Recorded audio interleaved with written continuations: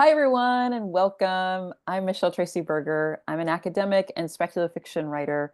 Everything I write tends to have an element of psychological horror to it.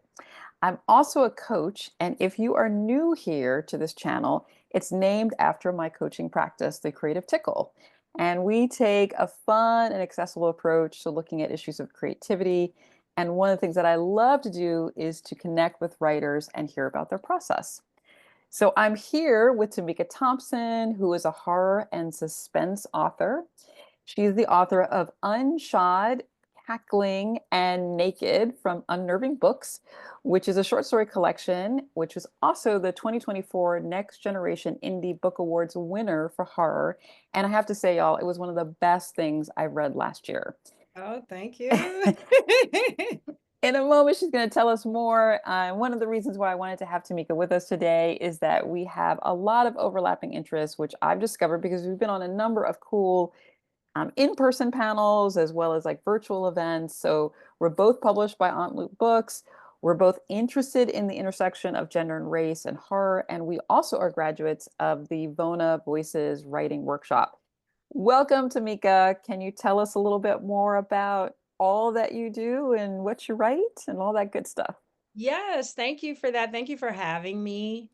The Unshot, Cackling, and Naked collection was my third book. The first one was called Graffiti. It was an anthology, a multi-genre anthology, bringing together writers of color. And the idea of that was that we were supposed to be writing outside of the white gaze. And that was the book that was published by Aunt Lude, which also published Doll Seed. And if you haven't read Doll Seed, you need to because it is amazing.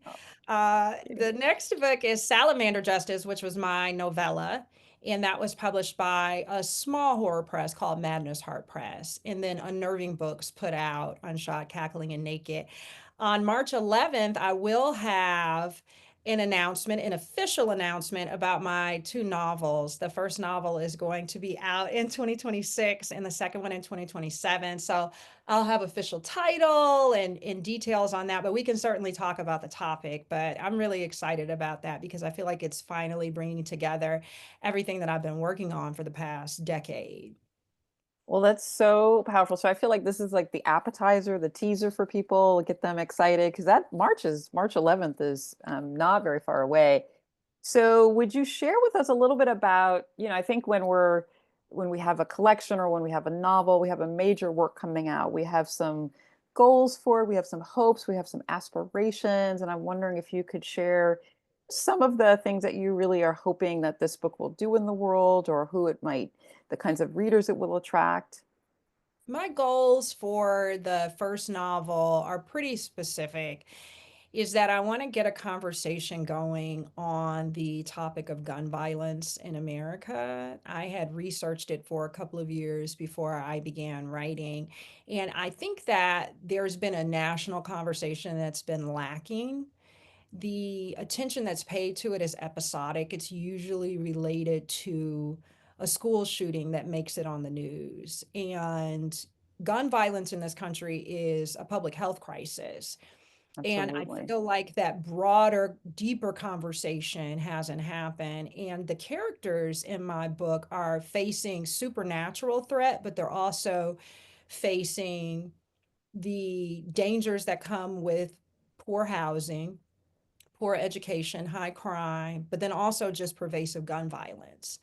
And they have to worry about the gun violence from both the people who are working in informal economies in their, Mm. in their city, but then also from the police. And so it kind of constrains what they are able to do and how they are able to keep themselves safe. How do you keep yourself safe when your home isn't safe, when your environment isn't safe, when your school isn't safe, when you can't call the police to help Mm. you? And so Mm. that's the part that I love Mm. about writing. I love the writing of the manuscript, which I kind of see as like part A. And I love the part C where it's out there and we can have those conversations. The part B is what we're going to be talking about Right, today. right, Not right. as much fun, but it is very necessary. Well, I think I mean, if one, it's a powerful topic, and like you said, so under, utilized, represented to explore. And I think also with even within speculative work, I don't see a lot of that. But when I think about your short story collection, actually, some of the ways and some of the characters in some of those stories, you were able to weave in characters that have very precarious kind of living situations through no fault of their own, right? Kind of sometimes intergenerational trauma, sometimes bad luck. And the threat of violence is also in there. So I could see how some of those themes you get with the novel, you get to work at a much, bigger landscape, so to speak. And I wondered too, before I started this project, why guns aren't more pervasive in horror. We have slashers and we have monsters and we have so many different ways of perpetrating violence in horror, but the gun is not really one of the ones that comes to mind when you think of the threats that we face and that the characters would be facing. And I've always wondered Mm. why that is. And so that's, I think, going to be part of the conversation too. Why are we shying away from this when we're facing it every day?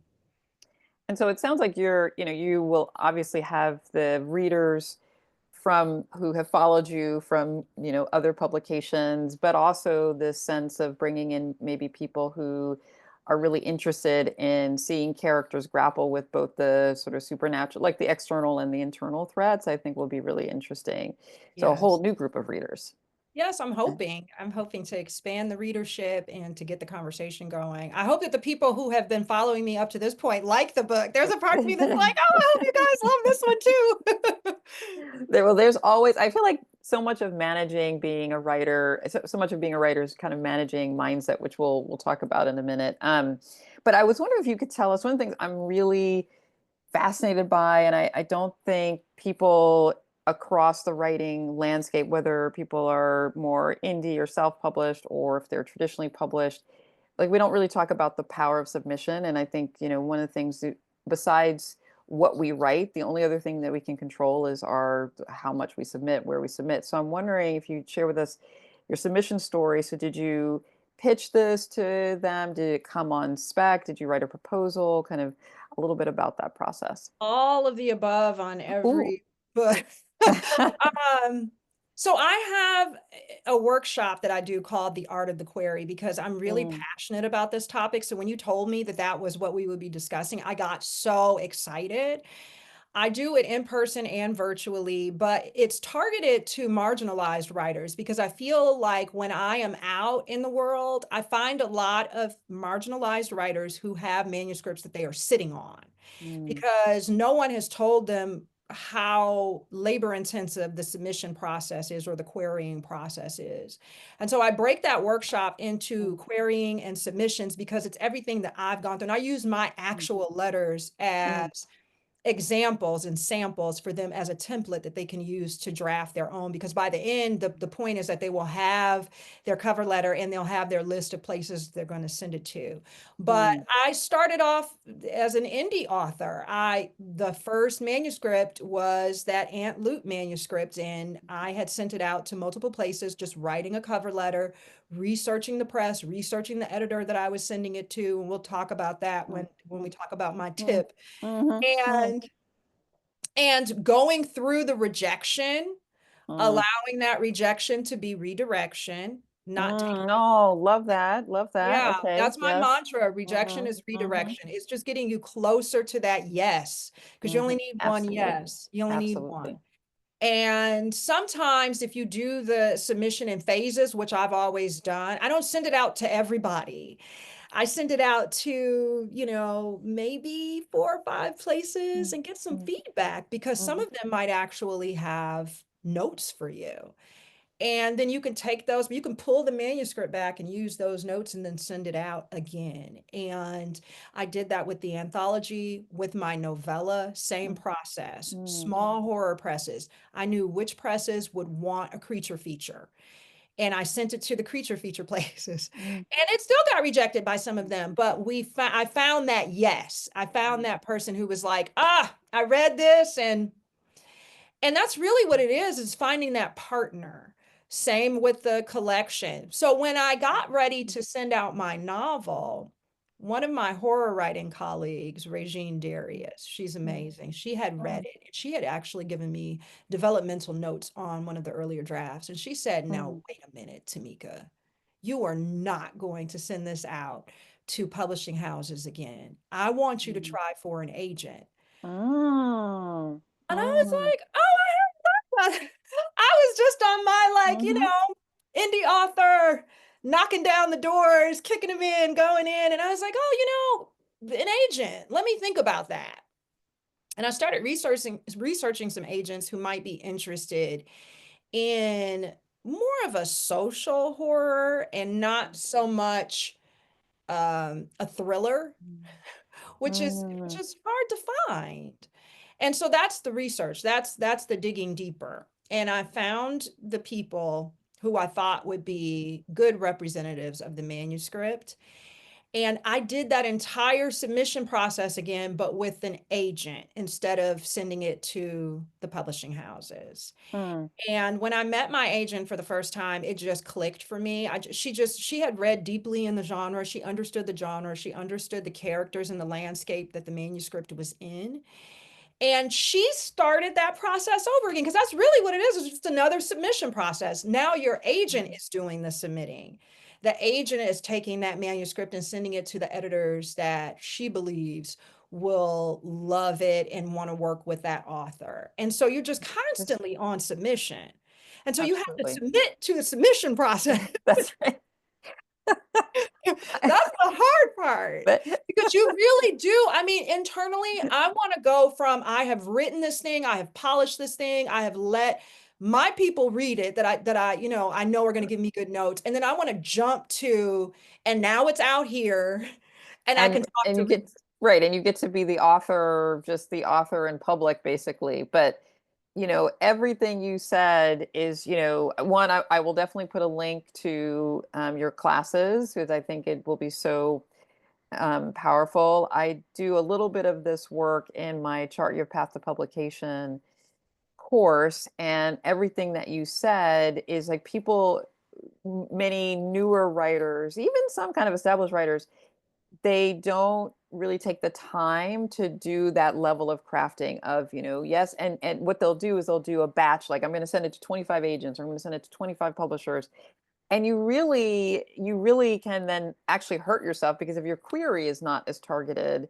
Right, it's just like the scatter shot, right? And right. so what a powerful thing, and what a powerful thing to have an agent then who also then, like you said, represents you, and they go through that process as well. And Mm. then the publisher then, or the editor, said yes, right? And then you get that, then your agent works with. And that, because your agent becomes your business partner. Mhm. And they also are going to help you craft it to send it to those editors. So they're going to have their own notes for you and you're going to change based on their notes, on the agent's notes. But when they find that editor, and when I met my editor for the first time, it was a similar thing because she had a relationship with the agent. They had known Mm. each other. And so it was the perfect fit. And all of the books that this editor has worked on were books that I just naturally had read. It wasn't like I read it to get ready for this like meeting with her. Like they were just on my shelf and I had read them and I loved them. So she's like, my Mm. dream editor. And so to Mm. have that Mm. pairing, it's like that's the magic, that's the art, I think. Mm. Oh my goodness, such a powerful submission story, and such a good submission story. Thank you. So, going through all of this, what submission strategy tip might you share with the audience, and maybe you share this in your workshop?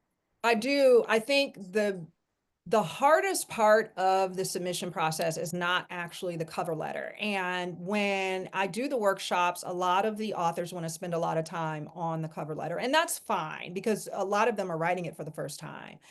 But the bulk of the work is spent in the research. Mm, Where are you sending it and who are you sending it to and why are you sending it to this particular person? If you can answer those questions and your manuscript is ready, by the way. That's the other thing. Is your manuscript ready? If your manuscript is not ready, answering those questions is not going to help. But if your manuscript is really ready and you've gone through that revision process and it's been workshopped or you've gotten developmental notes on it and you're ready, spend the time to do the research. But it's not like you stop that revision process and it's like, now I'm going to do the research. You really will naturally be doing the research as you go along by reading within your genre.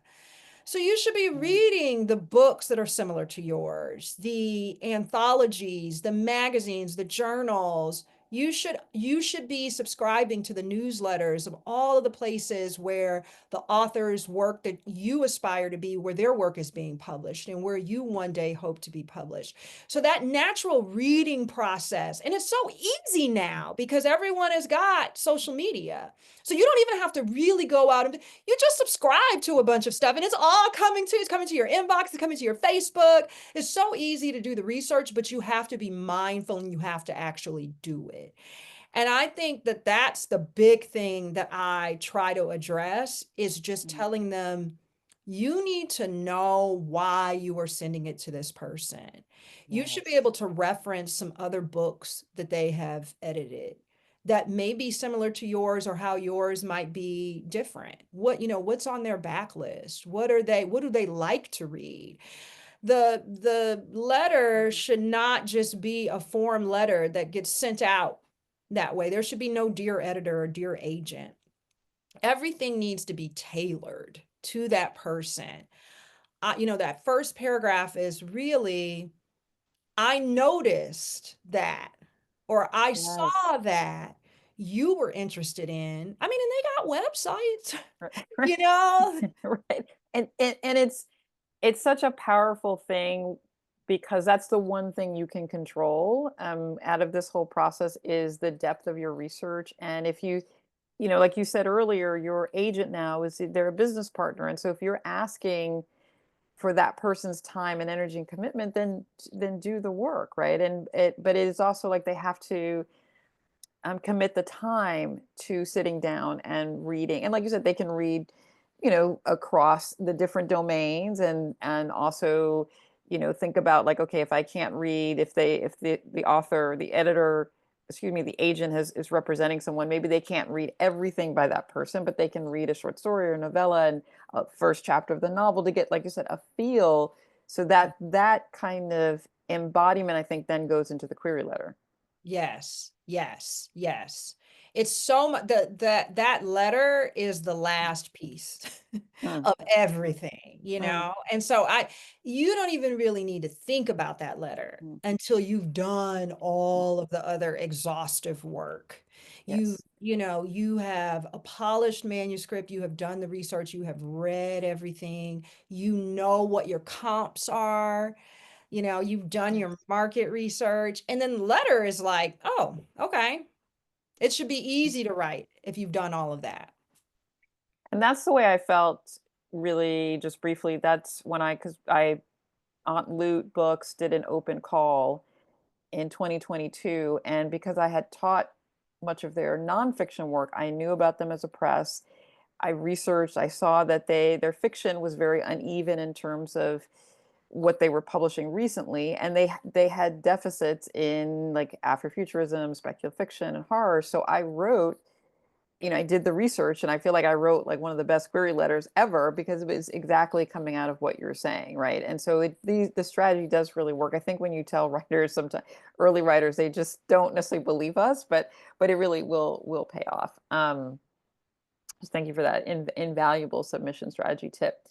So changing gears just a little bit, I want to talk about this process, another piece of this, right, in terms of what keeps us writing or what stops us from writing.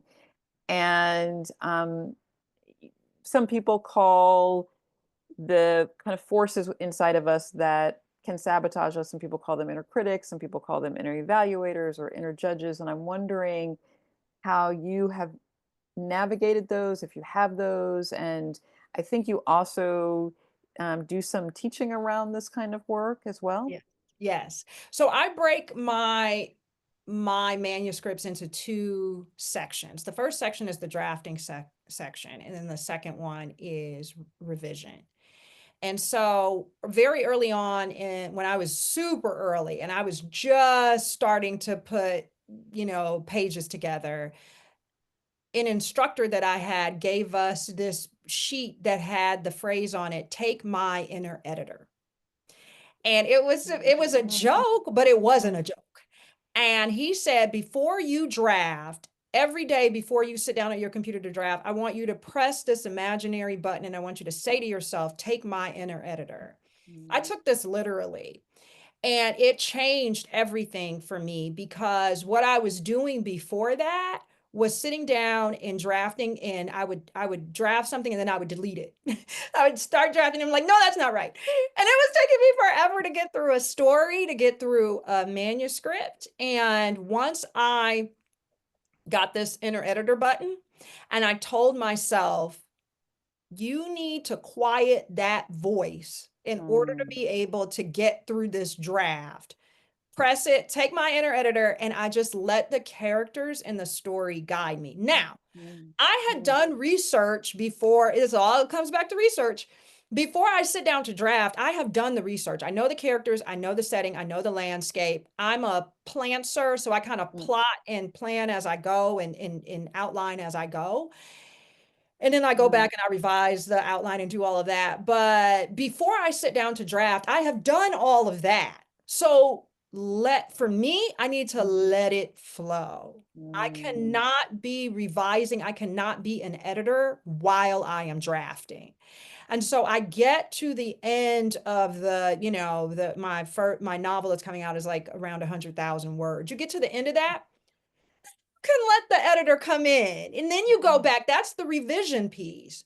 But I think for me, breaking it into two sections and saying, this one, I am just going to draft. I am just going to write. I'm just going to get it all on the page. I'm going to get the pain on the page, the characters, the setting, the dialogue.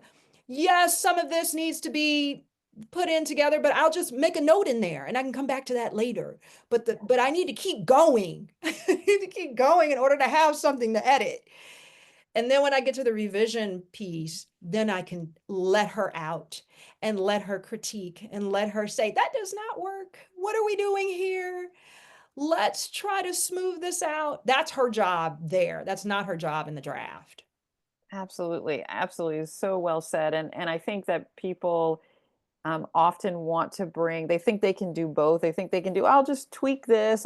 No, first drafting is really first drafting. It's just getting all, like I said, all the pieces on the page. I think Nora Roberts is the person, I think she's credited with the person who's saying you can't edit a blank page, right? So you Mhm. have to have something. And if you keep editing as you're going, then you're going to have difficulty as you move forward. And I do think that the inner, what we think of as the inner critic, is really that psychic force in us that's trying to protect us, right? So they, by keeping them at bay now, when you're drafting, they can come out and, like you said, serve their purpose, which is what we need. All of the structure and the alignment, and this goes here. We need that at that next stage, that revision stage. Yeah, that's Yeah. beautiful and a great way for those people who, different projects, I think, bring up different kinds of inner critics, but that's just such a great way to think about very separate and very clean processes. Yeah. And then the inner critic is like, okay, they're chomping at the bit. They want you to finish so they can get to they Yes. they can have their say. That's why I think giving them their voice in that drafting is just sticking that note in. Just Yes, sticking the note in yes, and leaving it there yes. and to keep going. Because I think what happens is someone will put that note there and then they'll stop the drafting to then correct that. And it's like, now is not the time. Just stick that note in. Just say to check or to research or need a different setting. This setting is not working, but keep going. And really trust that Rachel Herron, who's a wonderful writer and podcast, she always says, trust that future Tamika or future Michele will know, right? So present day, we don't know, that we don't understand. We don't want to stop to go down the rabbit hole. But the future Tamika, who's editing with the inner critic or with the evaluator will know what those answers are. I think that's the trust that has to happen too. Yes. And you do have to, because right now, like I've added a character into a manuscript that I'm working on, and I, I had a character called him a name, but that's not going to be his name. And so I've just been putting in the boyfriend. He's just the Right. boyfriend. He's just going to keep being the boyfriend Until until he I gets to get there. Yeah. until he gets named. I love it. I don't know if you're so I had this question about like restocking your creative well, but I'm just wondering maybe what you're because kind of getting a book through the agenting process, the getting it all copy edited, all of that takes a lot of time. So I was thinking about like how do you what are you thinking about stocking your creative well? But maybe you're really excited about this next phase and it's not so much about stocking your well and replenishing, it's just kind of launching. So are you kind of, do you feel like you're in this like ready to launch phase, or are you kind of like, okay, I got to do a little self-care to get ready for the big launch phase? I'm definitely restocking right now. I'm working on the second book while the editor is looking at the first book and giving me notes on the first book. And so there's a lot going on, which is all beautiful. And so the way Mm, that I do it for myself, how I compartmentalize is that I've created a writing practice for myself, which I did very early. And I think that when I talk to authors who are burnt out on their manuscripts, it's because they haven't really created a writing practice. And so my writing practice is set up where I guard time and physical space every day for me to write. And I don't let any other appointments or any other demands get into that time. And I don't allow people into that physical space. And I have two kids, so that sometimes means pushing them out the door, mhm, closing the door, saying, Mommy's working. And because I do that, and because I guard that time and that physical space, when I need to restock the creative well, I don't have the guilt associated with being away from my manuscript because I know mm, I've guarded the time to come back to it. And so I do take walks. I do go on solo retreats. I'm going on a solo retreat next week just to write and to replenish and to have uninterrupted writing time, which I think is really mm, important, particularly for women, because we are often tasked with being caregivers, and we do that labor, but that labor is emotionally and spiritually taxing. And so we have to, so as I'm replenishing that, I can't be feeling guilt about being away from my practice, but I don't feel it because I have set up the practice and I'm dedicated to it and I guard it. And I think for authors, it's really important to guard that, particularly women, to guard that time, to guard that space, and then to take breaks from it, just like you would any other job. I love that. And I love the clarity of the boundaries because that's really how creative work can not only start, but then to be maintained, right, over a long, and you've been writing, like myself, we've been writing a while. And so you kind of, you learn over time that if we don't make the time or the space, the work is not going to happen, right? And You it's not going to have be to sustainable. have space to dream and Mm, to wonder and to ponder and to get messy on the page. And you can't do that if there are people in the time and in the space. It's just absolutely. it's just too difficult. And you end up stalling your own manuscript that way. Mm. Powerful. Well, I feel like we could keep going, but We could I keep was going. I like, know. okay, no, there's so much. Well, maybe we'll have to do a part two once your book is out. We'll Oh, have I you would back. love that. Yeah.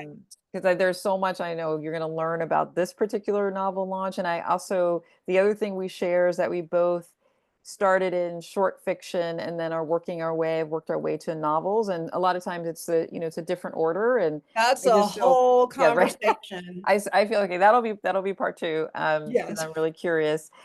And so I love that. And I just want to to make sure our audience knows, where can people find you generally?